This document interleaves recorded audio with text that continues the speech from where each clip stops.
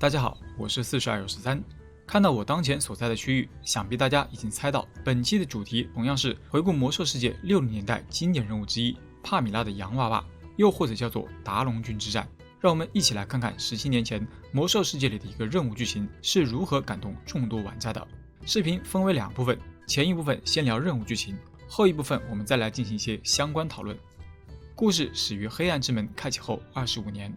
某天，由我们玩家所扮演的冒险者正在东泉谷的永旺城闲逛时，一位名叫杰西卡·雷德帕斯的女人叫住了冒险者。她向冒险者讲述起她的过去。在几年前的第3次大战中，她趁着亡灵天灾席卷整个洛丹轮前，只身一人逃离了自己的家乡达龙郡。虽说现如今战争已经结束了，但家乡的那片区域仍旧动荡不安，还有许多天灾军团在瘟疫之地上横行。杰西卡不敢回到家乡，可她又非常挂念她的家人。所以，杰西卡请求冒险者去东瘟疫之地的达龙郡找找他的家族成员，尤其是他的小妹妹帕米拉·雷德帕斯。冒险者很同情杰西卡，于是便答应了他的请求。经过一番长途跋涉，冒险者来到了达龙郡。这里说是以郡为单位，其实就是一个小村庄。现在的达龙郡处处断壁残垣，一片满目疮痍的衰败景象。村口的天灾战旗，还有房屋中的森森白骨，似乎在向造访者讲述过去村中遭遇了一场惨烈的战斗。在一处房屋中，冒险者见到了帕米拉·雷德帕斯的鬼魂，可帕米拉小妹妹仿佛还不知道自己已经死去了，一个劲地问姐姐杰西卡在哪。她说自己小时候经常与姐姐杰西卡一起玩耍，有时候还会捉弄一下他们的父亲。然而有一天，她不知为何杰西卡突然离开了家乡。再后来，当天灾军团来袭时，姑妈马莱恩让她乖乖留在家里，而他最勇敢的爸爸约瑟夫和叔叔卡林则要负责守卫家园，与天灾作战。但是他在家里等了很久很久，爸爸、叔叔、姑妈始终没有回来。独自在家的时间里，他有时候会与洋娃娃玩耍，但最近他把洋娃娃丢在镇子里了。于是他想请冒险者帮他找到洋娃娃。很快，冒险者就在镇子的各个角落找到了洋娃娃的碎片，再将碎片组装成洋娃娃还给了帕米拉。帕米拉看到洋娃娃非常开心。然而这份开心却没能保持下去，因为他再也不能从洋娃娃那感受到温暖了。感到越发孤独的他，想知道他的家人父亲、姑妈、叔叔为何当时一去不复返，所以他想请冒险者帮他去找马莱恩姑妈，问问看姑妈知不知道他爸去了哪里。他还想请冒险者去东边找他的卡林叔叔。接下来，冒险者根据帕米拉的指引，在安多哈尔附近找到了马莱恩姑妈的鬼魂。原来马莱恩姑妈也死在了第3次大战中，尽管已经死去，但他仍然关心侄女帕米拉。在得知帕米拉的消息后，马莱恩非常伤心。冒险者向姑妈转达了帕米拉想知道其父亲下落的事，马莱恩却反问冒险者，那孩子是不是还不知道他父亲出了什么事？姑妈的话令冒险者非常疑惑，在帕米拉的父亲身上究竟发生了什么事？接着姑妈又说道，她也很希望帕米拉能与父亲重聚，但那已经是不可能的事了，因为约瑟夫在生前已经变成了一个怪物，其灵魂已经属于天灾军团了。不过，因为最近一个人的到来，事情或许会有那么一丝转机。他请冒险者将约瑟夫的结婚戒指从墓里取出来，去交给近期才来到安多哈尔的某个古怪的历史学家。之后，冒险者在安多哈尔一角的废弃旅馆中见到了这位历史学家。果然，他就是前来调查石金流异动的青铜龙军团成员克罗米。之前，冒险者已经和他打过交道了，现在他对冒险者的到来表示了欢迎。而当冒险者将约瑟夫的婚戒拿给他看时，他很快就认出这个戒指曾经的拥有者是一个伟大的战士，但同时他也经历了许多的灾难。如果想要拯救约瑟夫·雷德帕斯的灵魂，首先得了解他过去到底发生了什么事。刚好在安多哈尔的城镇中心有一本名叫《达龙郡历史》的书，这本书会告诉我们一些重要的事。话不多说，冒险者赶紧来到了城镇中心。由于当前的安多哈尔仍旧处于天灾军团的控制范围，所以城镇中心的情况可以说是一团糟。满地散落着发霉和损坏的书籍，并且冒险者还会遭到一些亡灵生物的攻击。这些腐朽的守护者似乎知道冒险者的目的，他们口中念念有词，说我们救不了约瑟夫。这些亡灵生物极有可能是从其他时间线来的，而这也正是克罗米出现在安多哈尔调查石金流异动的原因。好在经过一番搜索，冒险者找到了达龙郡的历史。翻开书本，当中记载着达龙郡的过去。达龙郡原本是一个在历史上默默无闻的小村庄，其名字来源于西边的达龙米尔湖。在第2次恶魔战争，也就是第3次大战中期，亡灵天灾在洛丹伦王国的土地上四处横行肆虐。尽管如此，也仍有不少人在抵御着天灾军团，而达龙军的守卫者就位列其中。在一次天灾军团围攻达龙军的战役中，当地驻守的白鹰之手圣骑士小队以及由约瑟夫·雷德帕斯所领导的民兵，顽强地抵御着天灾一波接一波的攻势。然而，随着天灾方攻势的加强，眼看达龙军就要被攻破了。好在这时，一位名叫达维·克洛福德的圣骑士率领一部分白鹰之手骑士团成员支援了达龙军，他们协同当地防卫力量又一次击退了天灾部队。然而没过多久，敌方统领食尸鬼之王霍古斯率领天灾再次向达龙军发动了进攻。这次双方的战斗持续了很久，达维正面迎战了霍古斯。虽然达维取得了胜利，但他也在战斗中受了重伤，不久后便牺牲了。战斗仍在继续，天灾军团的攻势并未因霍古斯的倒下而停止，反而变得越发猛烈。民兵队长约瑟夫·雷德帕斯率领剩余的守军英勇地与敌人战斗着。这时，敌方阵营中出现了一个名叫马杜克的死亡骑士。马杜克用黑暗魔法粉碎了约瑟夫的意志，其灵魂被扭曲成了一个邪恶的阴影。接下来，堕落的约瑟夫将天灾瘟疫传播到守军当中，把部分人类士兵转化成了食尸鬼。食尸鬼立刻把进攻的矛头转向了他们的战友，最后他们将阵中的居民屠杀殆尽，导致达龙郡变成了如今的一片废墟。时间再回到当下，冒险者将达龙郡的历史交给了克罗米后，他通过书中的历史得知了约瑟夫从保卫者变成了堕落屠杀者的悲惨命运。为了拯救约瑟夫的灵魂，克罗米对书本进行了附魔，增补了发生在那场战役之后的内容。其中有一章讲述了另一位雷德帕斯家族成员的命运，这位就是帕米拉小妹妹提到的卡林叔叔。卡林在那次战役中侥幸活了下来，克罗米让冒险者将书带给卡林，刚好本来也要去找卡林，于是冒险者带着书来到了东印之地的圣光之院礼拜堂。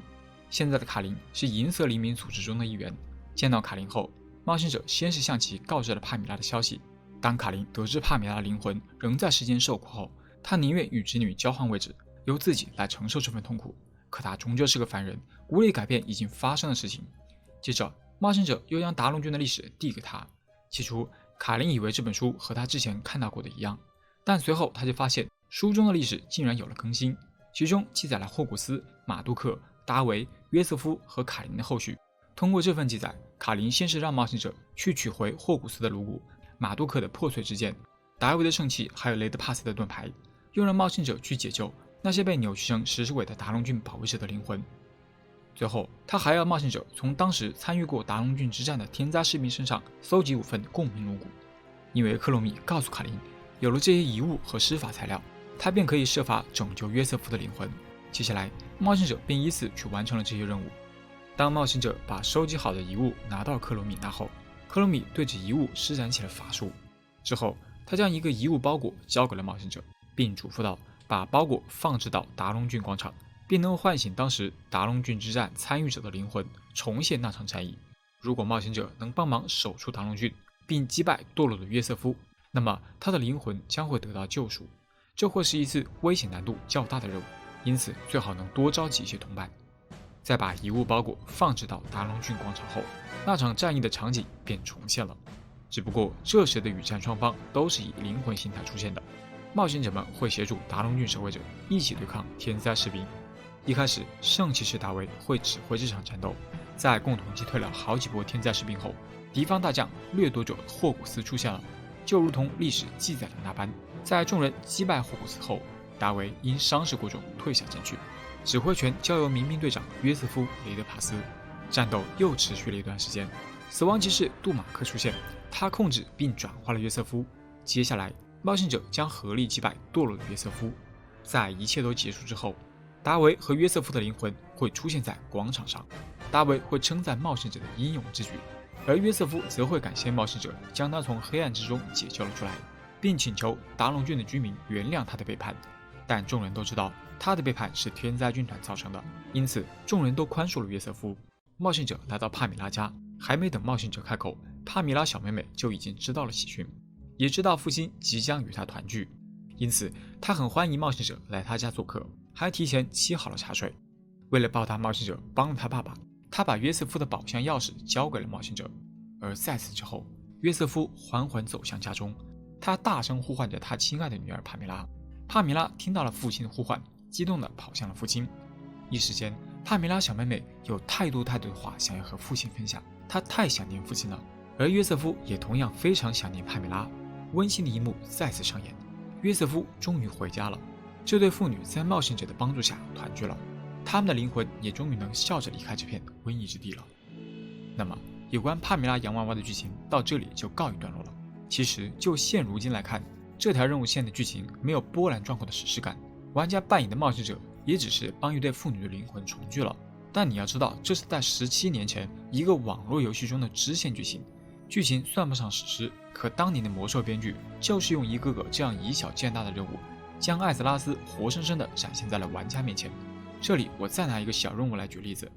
部落玩家在雷霆崖会遇到一个名叫克拉丽丝的女性被遗忘者，她会让玩家把自己的吊坠送到银松森林中她丈夫尤瑞夫的坟墓上，玩家再把吊坠拿到坟墓那后，任务就结束了。这个仅有一步的任务，剧情却非常有趣。克拉丽丝的丈夫生前是个圣骑士，但是为了与亡灵天灾战斗，他离开了自己的妻子与孩子。最初妻子一直默默地支持着丈夫，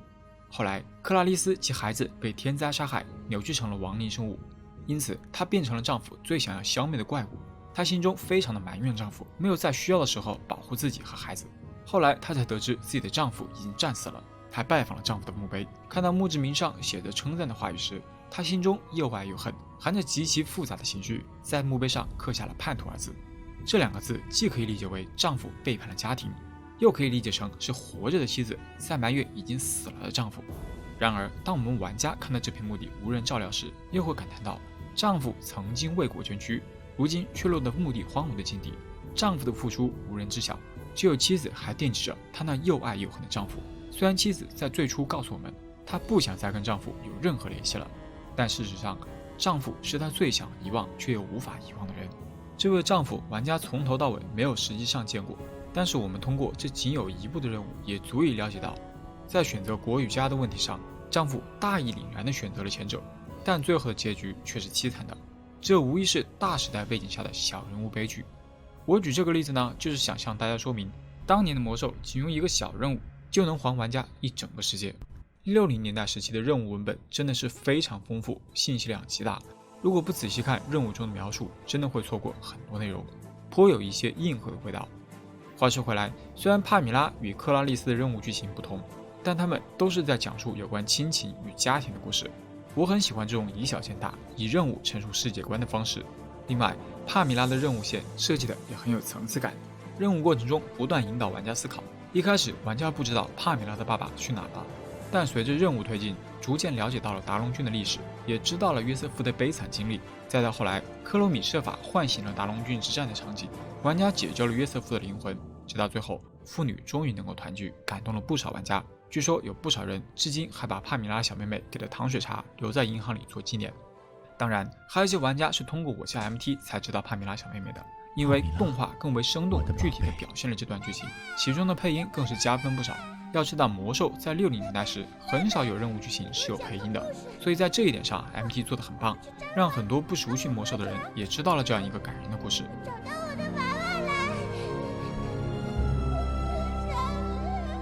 我也想你，亲爱的，我终于回家了。